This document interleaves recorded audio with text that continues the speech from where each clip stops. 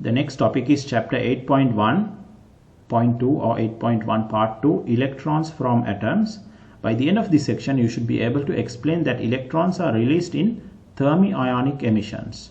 In the IGCSE or O-level class also, you would have learned about thermionic emission. Now remember, if you have a metal filament that is heated, that can emit electrons. We call this thermionic emission.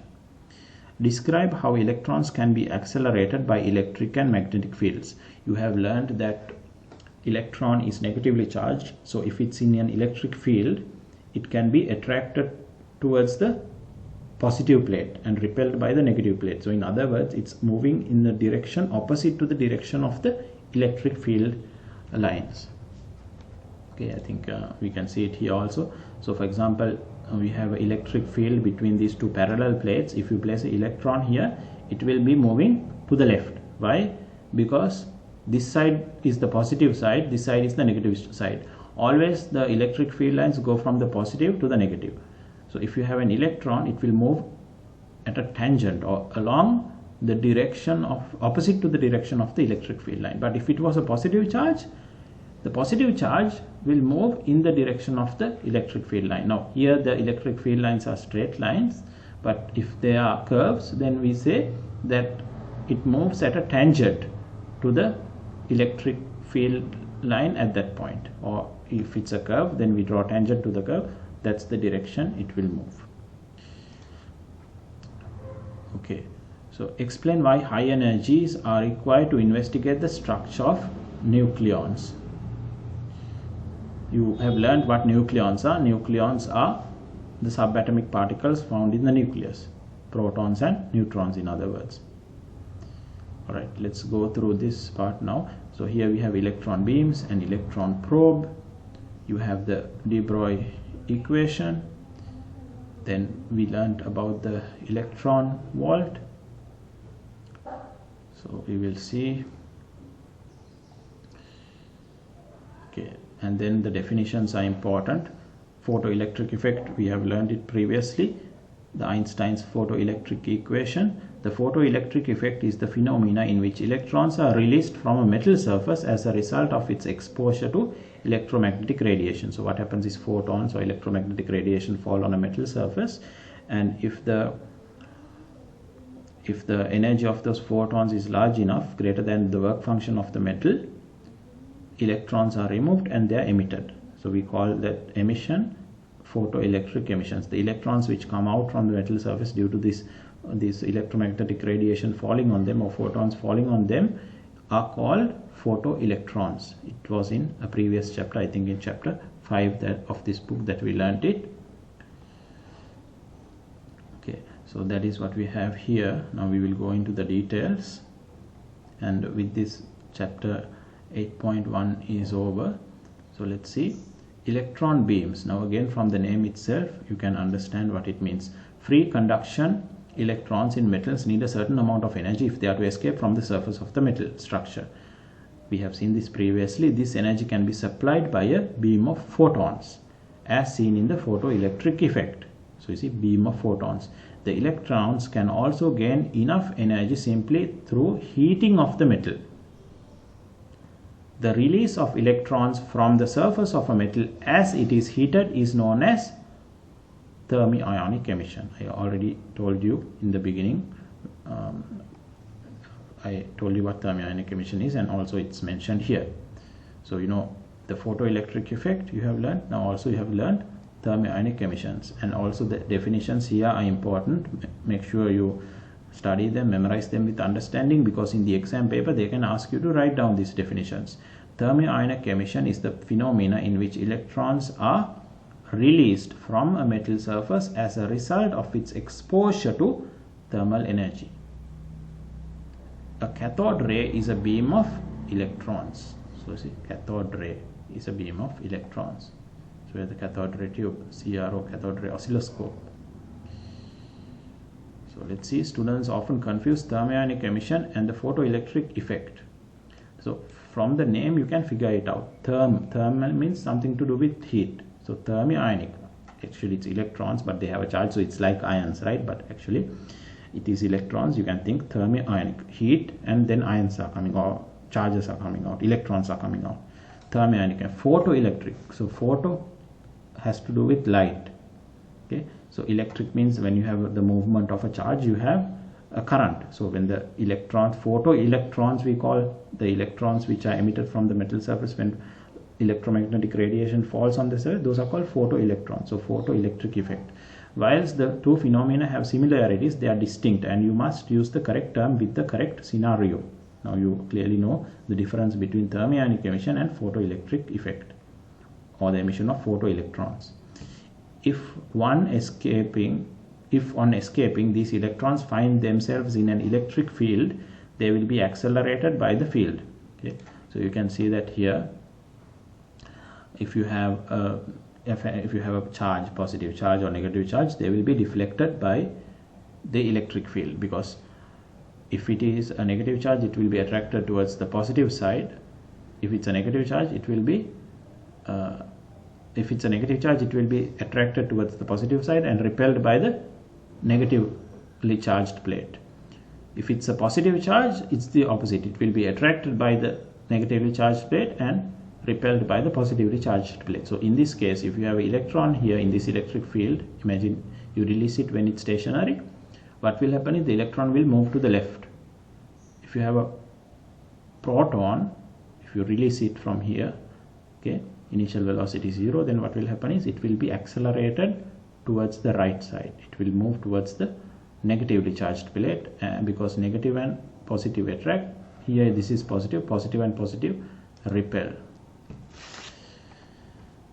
Okay, so that is what we have here. They will be accelerated by the field moving in the positive direction. Now why positive direction, I already explained, because if it's electron here, it will move towards the positively charged plate. Moving the positive, the kinetic energy they gain will depend on the potential difference V that they move through according to the equation. So we have the charge and we have this. Now again you can see the energy gained. In the beginning it was at rest, so we release it at the end of one plate. Let's say we release it at this end, the electron at this end, then it will move a distance d, the distance, perpendicular distance between the plates, and it will move through a potential difference which is equal to the potential difference between the plates. So this equation also I have explained previously when we were discussing chapter 8.1.1, and also when you learnt the definition of potential difference, EMF, voltage, you learn this equation, V equals W over Q, work done divided by charge moved. Now if you make W the subject of the equation, it will become W equals VQ. W equals VQ. So from this you can see V is the potential difference, Q is the charge which is E, and that will give the energy. Okay, so that will give the energy, and since it is released from rest here, it gains speed when it goes all the way up to here, and here it will have the maximum kinetic energy. So it was accelerated by the potential difference between the plates. That's how it gained energy. The plates did work to increase the kinetic energy of the electron, where E is the charge on an electron. Now let's go through an example to help you understand this better. How fast would an electron be moving if it was accelerated from rest? You see here, keyword rest, through a potential difference of 2500 volts. You can use this equation, because the work done by the field is equal to the gain in kinetic energy of the electron. In the beginning, the kinetic energy was 0 because it was accelerated from rest, the question says that, and through a potential difference of 2500 volts. So we will use this equation. The gain in kinetic energy is equal to the work done by the field, which is E times V. And I showed you how we got that equation. We can get it from this one here. Then E is the charge on the electron, which is minus 1.6 into 10 to the power minus 19 coulombs, and the potential difference is minus 2500. Now why minus? Because it is moving opposite to the direction of the electric field. The electric field here, for example, is to the right. The electron will then move to the left. So it's moving opposite to the direction of decreasing potential. Okay, then we get this. Now this is the kinetic energy gained by the electron. We are supposed to find the final speed of the electron. That means the speed of the electron when it is accelerated through this potential difference. In the beginning the speed is 0. Once it comes to the end of the plate, for example, if the potential difference between these two plates is 2500, then on one end it is, you can assume, like 0, the other end it will be 2500. So when it comes to this end, what that speed is what they're asking, because it will accelerate when it goes from one plate to the other. The speed will increase all the way. Alright, we found the kinetic energy gain. Then we can find the speed, because this is the maximum kinetic energy that it will have once it's accelerated through this potential difference. We can make V the subject of the equation and then find it out. M is the mass of the electron. You can see that value is here. Then 2 times the value here. See, that is what is substituted here. This is the speed of the electron. Using thermionic emission to produce electrons and applying an electric field to accelerate them, we can generate a beam of fast moving electrons, traditionally known as cathode ray. Okay, if you look at the definition again here, a cathode ray is a beam of electrons. So how do we get this beam? In the O-level or IGCSE classes also you would have seen that you have the beam of electrons and we call this cathode rays. So using thermionic emission to produce electrons and applying an electric field to accelerate them, we can generate a beam of fast moving electrons, traditionally known as a cathode ray. This beam of electrons will be deflected by the force produced on it. If it passes through a further electric field or magnetic field, so these electrons can be deflected by both electric fields and magnetic fields. Not only electrons, any charged particle, if it is moving, can be deflected by electric fields and also by magnetic fields. This beam of electrons will be deflected by the force produced on it if it passes through a further electric field or a magnetic field.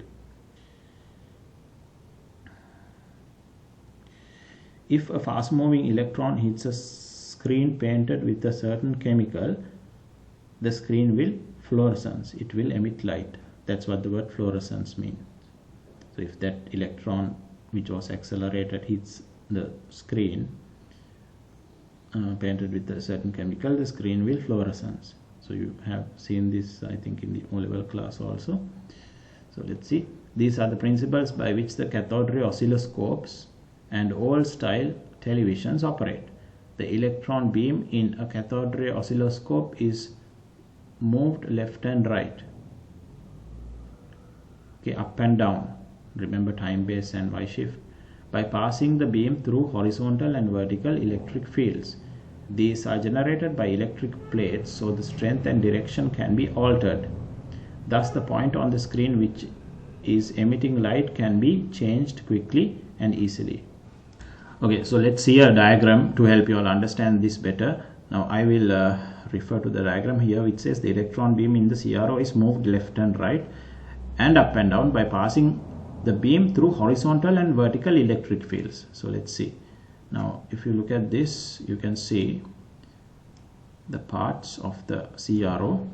We have these two plates where the electric field line is vertical, and then we have these two plates where the electric field line here is horizontal.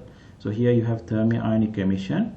The electrons are emitted by the metal filament, which is at a high temperature. Then they go over here. And once they go over here, here they are accelerated. Okay, from here to here they are accelerated, and after that they are deflected.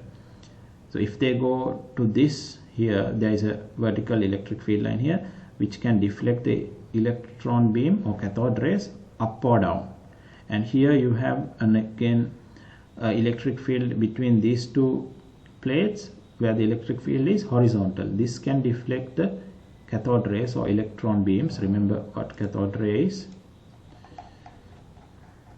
Cathode ray is a beam of electrons. So the electron beams or cathode rays can be deflected horizontally, and once it strikes the screen you will get a luminous spot, or you will get light. Now again, that also was explained here. If a fast moving electron hits a screen painted with a certain chemical, the screen will fluoresce. That means it will emit light. And here you can see these are the principles by which cathode ray, oscilloscope, CROs and oval-style televisions operate. Now this part I think is clear. These are generated by electric plates, so the strength and direction can be altered. Thus the point on the screen which is emitting light can be changed quickly and easily. Okay, so you have this, and also we have this vertical deflection plate, horizontal deflection plate, focusing anode. Now remember, anode attracts negative charges. For chemistry you have learned about anode and cathode when you learned electrolysis. So in order for it to attract negative charges, it should be positive. So this is the accelerating anode or focusing anode. It attracts these electrons which are emitted. Now here it will be cathode because this will be already negatively charged.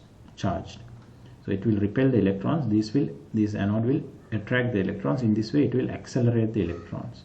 And here the electrons are deflected vertically. The cathode ray or electron beam, in other words, is deflected vertically. Here it is deflected horizontally. Once it strikes this screen, you see here screen, it will emit light because there is a fluorescent material here. Okay, already explained here because of the chemical. Okay, so that is about that part, electron beams. Now you know what a cathode ray is. A cathode ray is a beam of electrons. Now we will see electron probe. Electron beams fired at a crystal will produce scattering patterns that can tell us about the structure of the crystal. You can see here figure A. Electron diffraction patterns can explore the molecular structure of crystals. Unlike the patterns found by Geiger and Marsden in Rutherford's alpha particle scattering experiments, it was shown in 1927 by Davison and Germer that an electron beam can produce a diffraction pattern. So remember, electron has a mass, it has a charge, so it is a particle, but usually it is waves that are diffracted. But here we will see even the particle can have diffraction. So we call this, later we will see, wave particle duality.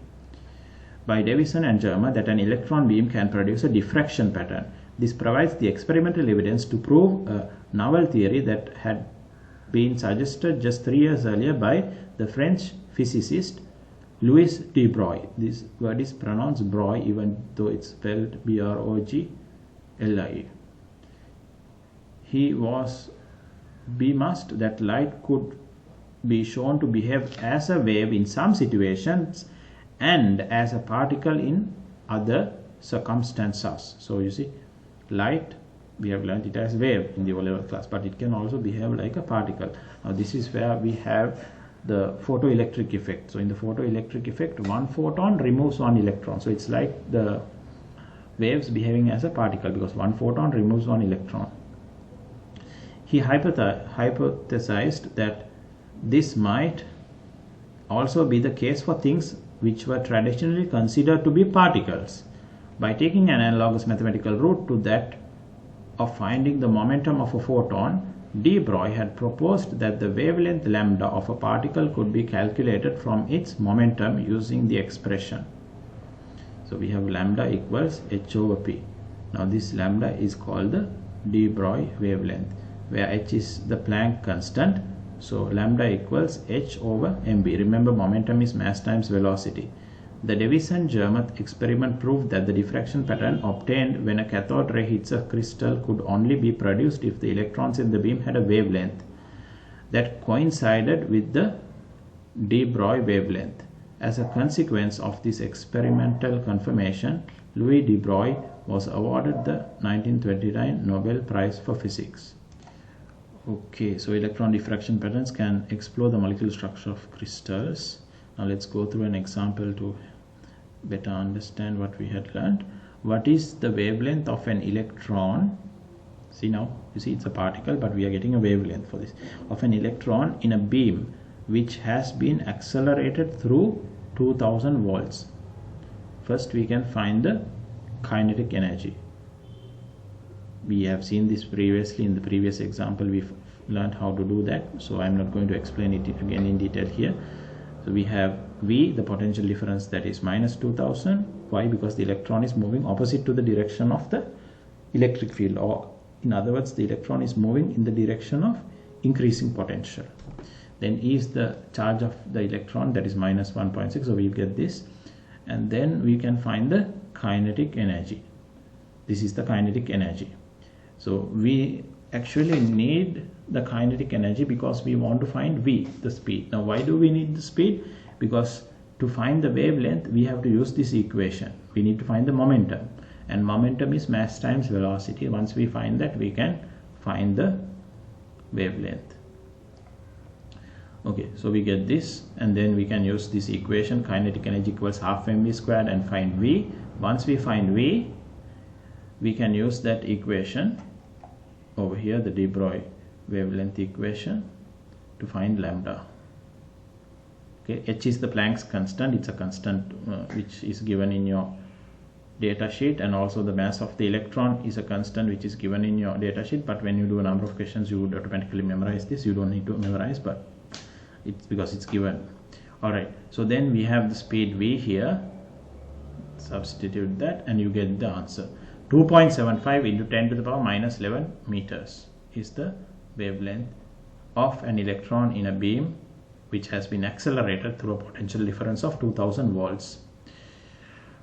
Okay, investigating electron diffraction. You may have the equipment to observe electron diffraction by measuring the radius of the circular pattern for a certain accelerating voltage.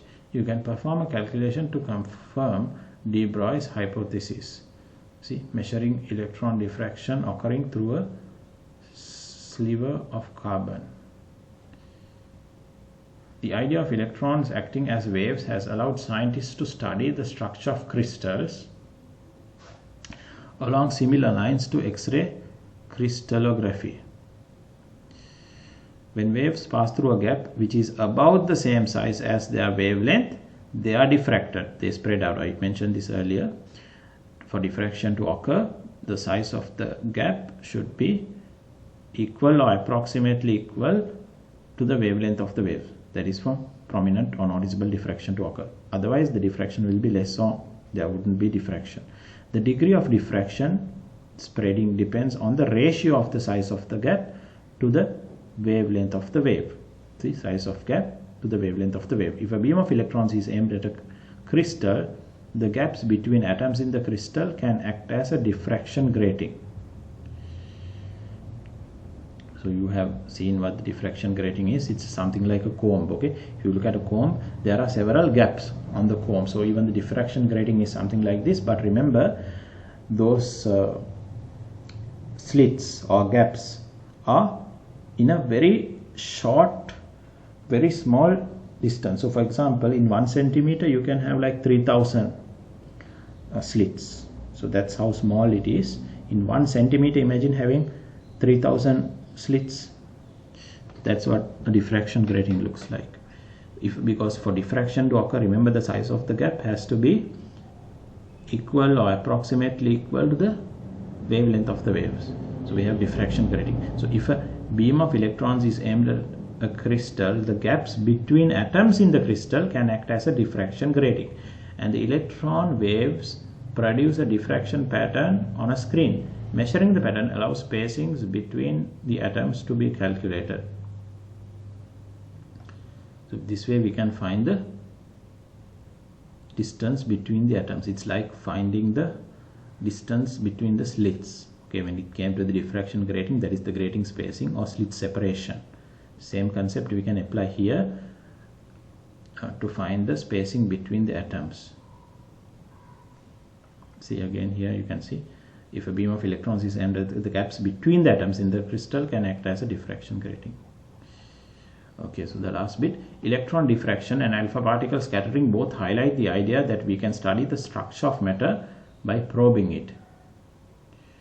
Previously we saw the alpha particle scattering experiment. Now we saw electron diffraction. So both of these, we can using this we can study the structure of matter by probing it. Now over here in electron diffraction, we can find the distance between atoms. Okay. So in atoms in a crystal. Okay. And in alpha particle scattering experiment, you can review that. We had some conclusions. 3 or 4 conclusions were there, that the nucleus is where the mass of the atom is concentrated in the nucleus, and also the nucleus has the charge. Atom is mostly empty space, and the evidence for that we went through in alpha particle scattering experiment. The more detailed or smaller scale the structure to be investigated has, the higher energy the beam of particles need to be. This means that very high energies are needed to investigate the structure of nucleons, as they are so incredibly small. Accelerating larger and larger particles to higher and higher energies has been the aim of particle physicists since Thomson discovered the electron in 1897. Now in the previous chapter 8.1.1 we went through these structures of the atoms. Okay, so we saw if you just go back, you can see, you should know this for Edexcel physics exams. This is there. For Cambridge it is not there. So you can see this one, all this we went through earlier. Okay, so finally that is the last part. Now here an important point. See, the more detailed or smaller the scale the structure to be investigated, the higher energy the beam of particles need to be. This means that very high energies are needed to investigate the structure of nucleons, as they are so incredibly small. See, this again, the more detailed or smaller the scale the structure to be investigated, the higher energy the beam of particles need to be. Okay, accelerating larger and larger particles to higher and higher energies has been the aim of particle physics since Thomson discovered the electron in 1897. So you remember, Thomson discovered the electron, James Chadwick discovered the neutron. Alright, so we have come towards the end of this chapter. Make sure you answer all these questions and check the answers at the back of the book, and this actually ends section 8.1. So answer all these questions, check the answers in the answer script of this book. And the next topic is about particle accelerators and detectors.